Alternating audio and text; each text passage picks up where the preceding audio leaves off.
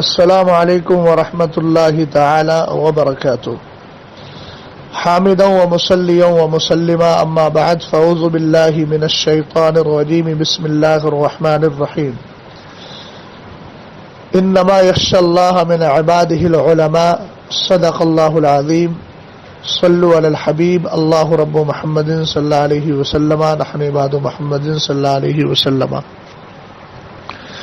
کام وہ لے لیجئے تم کو جو راضی کرے ٹھیک ہو نام رضا تم پہ کروڑوں درود۔ اہل کھنڈوا اور وہاں کے سنی علماء سنی ائمہ نے جو فیصلہ کیا ہے وہ فیصلہ اپنی جگہ صحیح اور درست ہے، اور میں عرصہ دراز سے یہ بات بولتا آ رہا ہوں۔ مجھے یاد پڑتا ہے کہ اب سے تقریباً 4 سال پہلے ناگپور کی سرزمین پر ایک پروگرام رکھا گیا تھا جس کا عنوان تھا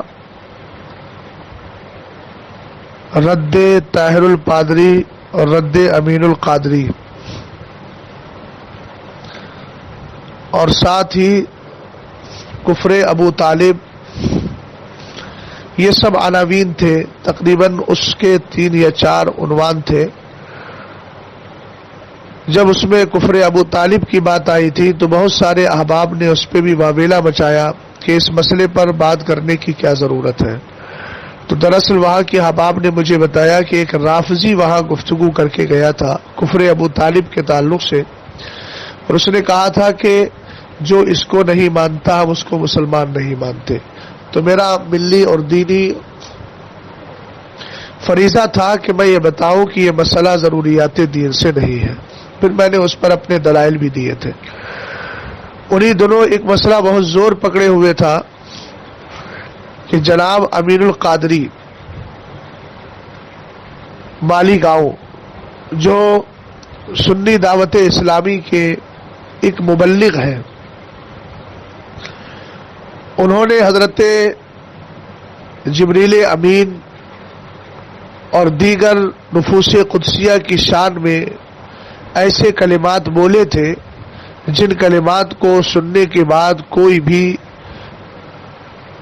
ان کو سنی ماننے کے لیے تیار نہیں ہو سکتا، اور وہ تقریباً 39 سوالات خود مالی گاؤں کے علماء نے تیار کیے تھے جن کا نام میں یہاں لینا مناسب نہیں سمجھتا۔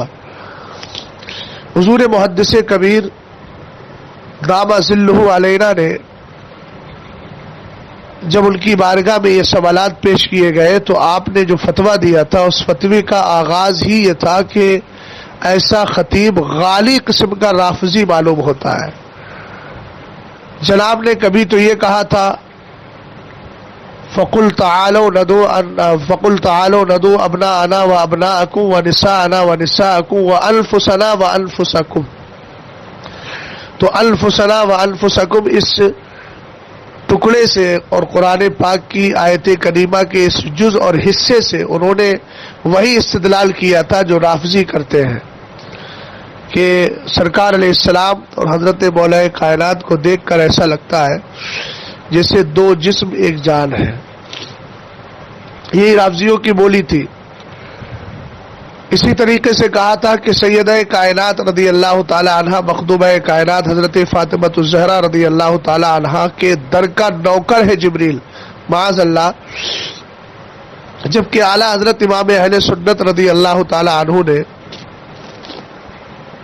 اعتقاد الاحباب فی الجمیل والمصطفیٰ والآل والاصحاب کے اندر تیسرا عقیدہ ثالثہ جو آپ نے ذکر کیا ہے اس میں یہ بتایا ہے، پہلے عقیدے میں اللہ کی توحید، دوسرے میں حضرات انبیاء کا ذکر، تیسرے میں بتایا کہ ان کے بعد جو نمبر آتا ہے، جو ان کے بعد ترتیب آتی ہے وہ رسل ملائکہ کی آتی ہے، اور رسل ملائکہ جو ہے وہ حضرات انبیاء، حضرات رسولان اعظام کے بعد ہیں۔ اب اس جملے سے حضرت جبریل امین کی تنقیص ہوتی ہے اور سیدہ کائنات کا مرتبہ ان سے بڑا معلوم ہوتا ہے، جبکہ اہل سنت کا کھلا اور واضح عقیدہ ہے کہ رسول غیر رسول سے ہمیشہ افضل ہے، کوئی غیر رسول رسول سے افضل نہیں ہو سکتا۔ اسی طریقے سے पंजतन पाक में ली खमसतुन उतफी बिहा, उसमें भी जनाब ने ठोकर खाई और ये कहा कि यूं तो देख लोग समझते हैं या जो कहा जाता है कि सरकार अलैहिस्सलाम का इसमें पहला तन है, वरना देखा जाए तो पहले तने फातिमा है। अल-आयाज़ु बिल्लाह। इस तरह की वाहियात और इस तरह की बेजा गुफ्तगू ये जनाब की तकरीरों में रही, और उसमें भी जब तौबा का वक्त आया तो फिर इनका लफ्ज़ और इनकी अनानियत इस तरह गालिब आई कि अगर मैंने कहा ये अगर और मगर करते रहे। फिर 8वीं बार जनाब ने तौबा की। अब कोई मुझसे सवाल करेगा जिस पर तौबा हो चुकी है मौलाना उसको आप बार बार क्यों उठा रहे हैं? इन सारी बातों को जिक्र करने का मकसद मेरा सिर्फ ये है कि जो हजरत मौलाना गुलाम जिलानी अजहरी ने एक तकरीर में कहा था कि अमीरुल कादरी क्या आलिम है, वो आलिम नहीं है। और मैंने ये सनद इसलिए पेश की है ताकि ये बता दूं कि वो आलिम नहीं और उन्होंने इस तरह की ठोकरें खाई है। और तौबा करने के बाद कोई इस बात को साबित नहीं कर सकता कि जनाब अमीरुल कादरी ने अब तौबा करने के बाद किसी मदरसे में दाखिला ले लिया हो, उलमाए अहले सुन्नत की बारगाहों में जाकर के खिदमत उनसे ली हो और उनकी बारगाहों में जाकर कसबे फैज़ किया हो, बल्कि तौबा के बाद भी जनाब का सिलसिला तकरीरों तबलीगों ये सब कुछ जारी और सारी है। तो तौबा करने से बंदे को माफ़ी तो मिल जाती है, लेकिन इल्म लदुन्नी हासिल नहीं होता, ना इल्म हासिल हो जाता है। तो जनाब तकरीरों का सिलसिला तो तब से जारी और सारी किए हुए हैं। तो जो आदमी आज से पहले तकरीबन 40 के करीब गुमराही और कुफ्र की बातें बक चुका हो, और वो सारी चीज़ें और रिकॉर्ड है, वो खुद भी जानते हैं और तौबा भी की है। मैंने जब रद्द किया था तो अहबाब ने कहा कि आपने रद्द कर दिया, अहले सुन्नत में इंतशार कर रहे हैं। लेकिन जब जनाब ने खुद तौबा की तो ये कहा कि मैं इनको कुफ्र मानकर तौबा करता हूँ। तब मैंने ऐसी सूरत में कहा कि अब आपने कुफ्र मान लिया। अहबाब से मैंने कहा अब बताएं, जिनको मैं कुफ्र बता रहा था उस पर आप वावेला बचा रहे थे, अब ये तो खुद उसको कुफ्र मान रहे। तो अवामे अहले सुन्नत को चाहिए कि ऐसे लोगों से बचे। सोशल मीडिया के जरिए दो चल बातें सुनकर किसी की गुफ्तगू से मरऊब हो जाना या किसी की गुफ्तगू को पसंद करके उसको बुला लेना, यकीनन ये अहले सुन्नत का बहुत बड़ा खसारा है। ये एक नहीं, मैं तो कहता हूँ हिंदुस्तान के जो दीनी जलसे हैं और दीनी मेंबर हैं, इन पर तकरीबन 80% ऐसे खतीबों का कब्जा है जो इल्म से कोरे हैं और जहालत उनका वतीरा है। अभी माजी करीब में देख लीजिए, एक खतीब साहब जोश में आके कह रहे हैं कि आला हजरत ने सुन्नियों को तक़वियतुल ईमान दी, माअज़ अल्लाह रब्बिल आलमीन।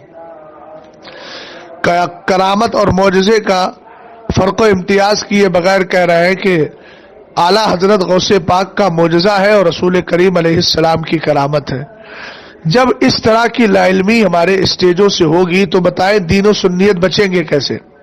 हिंदुस्तान में आज राफ़ज़ियत बढ़ रही है, पढ़े लिखे तबके में गैर मुक़ल्लिदियत बढ़ रही है। पूरे हिंदुस्तान का सर्वे करके बताइए कि हमारे कितने स्टेज ऐसे हैं जहां पर अकायदे अहले सुन्नत की तर्जमानी इस तौर पे की जाती हो कि कुरान और हदीस से दलाइल दिए जाते हो।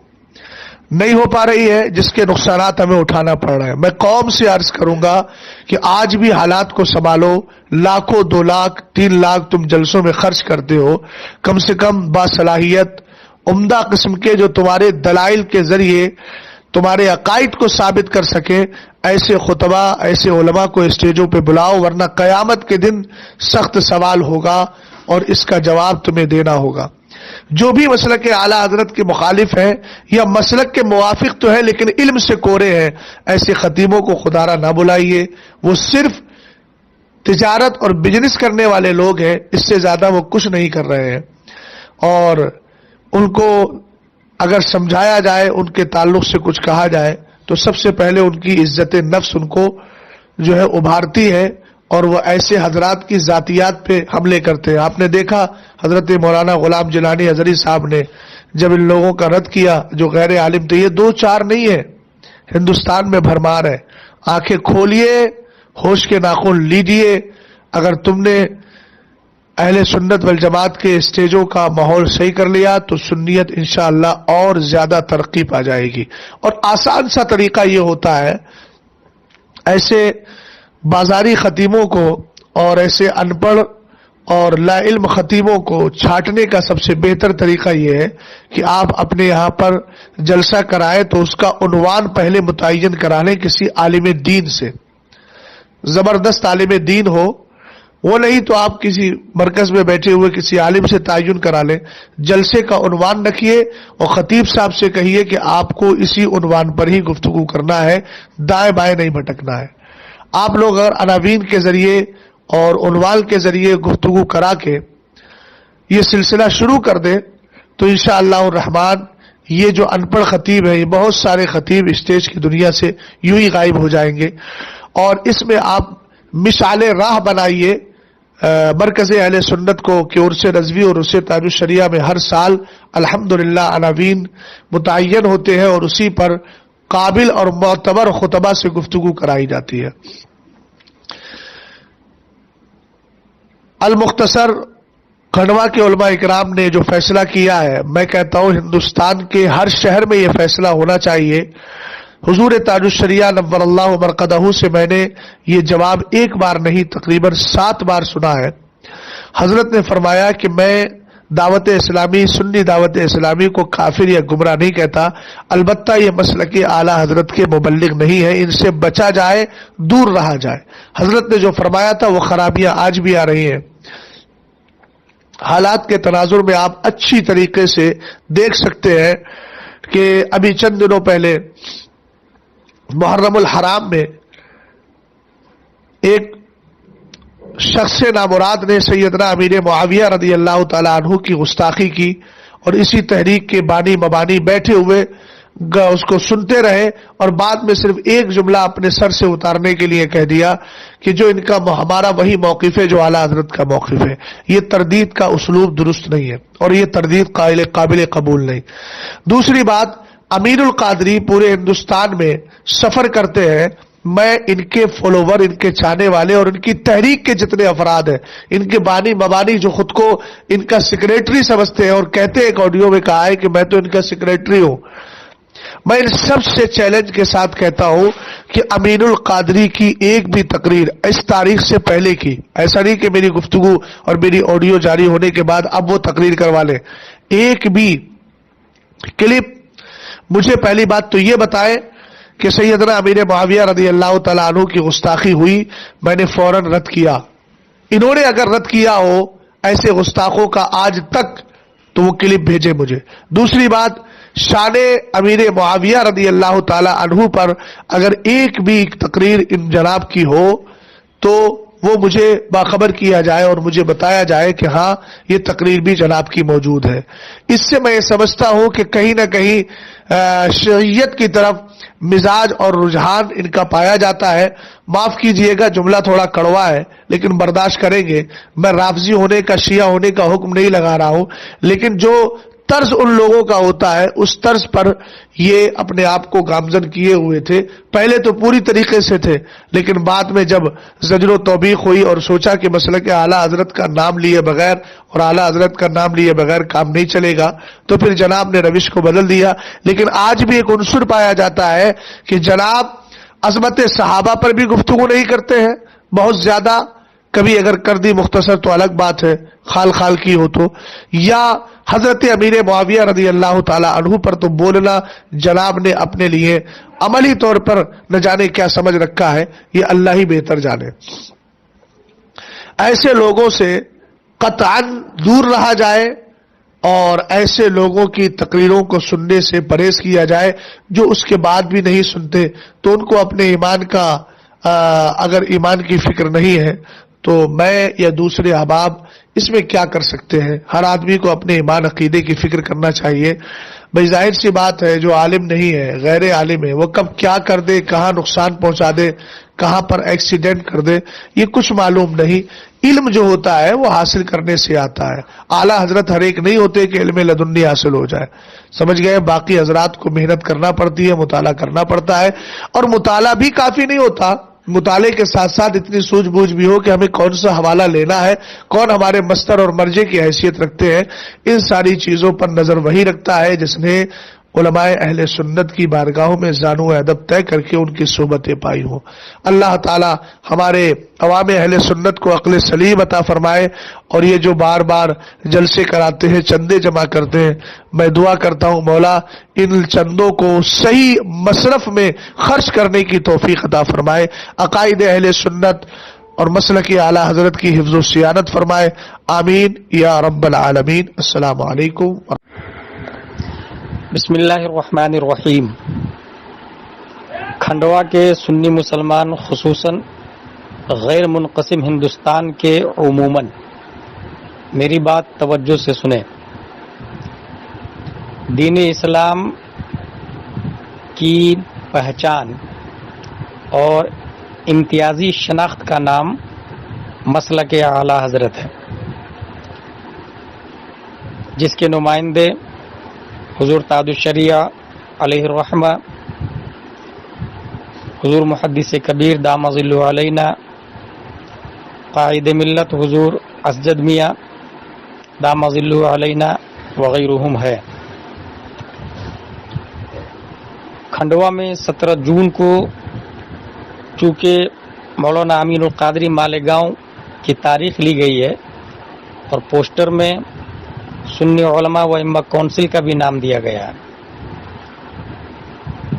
جبکہ یہ نام بغیر اجازت داعی نے خود سے دے دیا، اور ناچیز چونکہ سنی علماء و ائمہ کونسل کا سیکریٹری ہے، اس لیے اپنا دینی فریضہ بنتا ہے کہ ہم حقیقت سے آگاہ کریں۔ مولانا امین القادری مالیگاؤں سے ہماری کوئی ذاتی دشمنی نہیں ہے، لیکن احقاق حق اور ابطال باطل یہ ہر شخص کا دینی اور ملی فریضہ ہے۔ امر بالمعروف نہی عن المنکر یہ سنت الہیہ ہے۔ حضور تاج الشریعہ علیہ الرحمہ اور حضور محدث کبیر دام ظلہ علینا نے متعدد وجوہ سے سنی دعوت اسلامی کو مسلک اعلی حضرت کا مبلغ نہیں ہے یہ کہا ہے۔ چونکہ سنی دعوت اسلامی ہی کا ایک خاص فرد آزاد میدان ممبئی میں یہ بولتا ہے کہ قبر میں مسلک نہیں پوچھا جائے گا، اور اس سے مراد مسلک اعلی حضرت کا استخفاف ہے۔ اس کے بعد فتاوی رضویہ شریف میں اعلی حضرت رضی اللہ تعالی عنہ نے یہ فرمایا کہ غیر عالم کو تقریر کرنا جائز نہیں۔ مولانا امین القادری صاحب یہ غیر عالم ہے، یہ علماء ہند اچھے سے جانتے ہیں، اور اس کی وجہ یہ ہے کہ غیر عالم کب کس وقت کیا بولے گا یہ اسے پتہ نہیں ہوگا۔ وہ کبھی باطل کو حق، حق کو باطل کرے گا، کفر کو اسلام اور اسلام کو کفر کرے گا، اور اسے شعور بھی نہیں ہوگا۔ ہاں تبلیغ کی اجازت ہے، تبلیغ اور تقریر میں یہ فرق ہے کہ تبلیغ میں ہو بہو جو معتبر علماء کی کتابیں ہیں اس میں لکھی ہوئی بات کو بیان کر دینا، یہ ہے تبلیغ، اور ان باتوں پر دوسری باتوں کو قیاس کر کے اپنی طرف سے بیان کرنا یہ ہے تقریر۔ فار ایگزامپل مولانا امین القادری نے ایک جگہ تقریر میں یہ کہا دنیا کے تمام درخت کو قلم بنا دیا جائے اور سمندر کو روشنائی بنا دیا جائے اور پھر غوث اعظم کی تعریف کی جائے تو تعریف ختم نہیں ہو سکتی، درخت ختم ہو جائیں گے، روشنائی ختم، سمندر کا پانی ختم ہو جائے گا۔ سننے میں لوگوں کو بہت اچھا لگا، نعرے بھی لگا لیے، جبکہ یہ قرآن شریف کی آیت ہے اور یہ اللہ کے بارے میں ہے۔ لو کان البحر مدادا لکلمات ربی لنفد البحر قبل ان تنفد کلمات ربی ولو جئنا بمثلہ مددا۔ اسی طرح جبریل علیہ السلام کی توہین، حضرت پیارے مصطفیٰ صلی اللہ تعالی علیہ وسلم نے یہ فرمایا، یہ حدیث حضرت عائشہ رضی اللہ عنہ سے مروی ہے، امرنا رسول اللہ صلی اللہ علیہ وسلم ان ننزل الناس منازلهم، دنیا میں ہر فرد عالم نہیں ہو سکتا ہے، لیکن ہر شخص کو اس کی منزل، اس کی حیثیت اور جس قابل ہے وہ اسی پوسٹ میں رکھنا چاہیے۔ فتاوی رضویہ شریف میں اعلیٰ حضرت نے یہ بھی فرمایا کہ عوام کو چاہیے ائمہ سے جڑے، اور ان کو چاہیے باصلاحیت علماء سے، اور باصلاحیت علماء کو صاحب تصانیف سے، اور مصنفین کو ائمہ مجتہدین سے، اور وہ اللہ و رسول سے۔ اس سے کیا ہوتا ہے؟ ایمان کی بقا ہوتی ہے، حفاظت ہوتی ہے۔ چونکہ کھنڈوا میں جس نے دعوت دی ہے وہ کسی سنی علماء و ائمہ کونسل میں کسی سے نہیں پوچھا ہے، خود سے دعوت دے دی، اور پوسٹر میں ہم لوگ کا سنی علماء و ائمہ کونسل کا نام دیا۔ اس لیے ہم لوگوں نے میٹنگ کی اور نام ہٹانے کے لیے کہا، اور مزید اپنے سنی علماء و ائمہ کونسل کے لیٹر پیڈ پر مقاطعہ کا اعلان بھی کیا جائے گا۔ میں یہ آڈیو اس لیے جاری کر رہا ہوں کہ لوگ یہ جان لیں کہ ہماری ذاتی دشمنی نہیں ہے، ہم نے جو کہا ہے وہ فتاوی رضویہ شریف کی بنیاد پر کہا ہے، تعدد الشریعہ کے قول کی بنیاد پر کہا ہے، اور ایمان کی حفاظت اسی میں ہے کہ عوام اپنے علماء سے جڑے اور ان کی بات مانے۔ اللہ تبارک و تعالی ہم سب کو مسلک اعلیٰ حضرت پر استقامت عطا فرمائے۔ خادم غلام جیلانی ازہری، سیکریٹری سنی علماء و ائمہ کونسل کھنڈوا، بانی جامعہ سنیہ للبنات کھنڈوا، نزیل سنی سینٹر آف نیپال جنک پور 20۔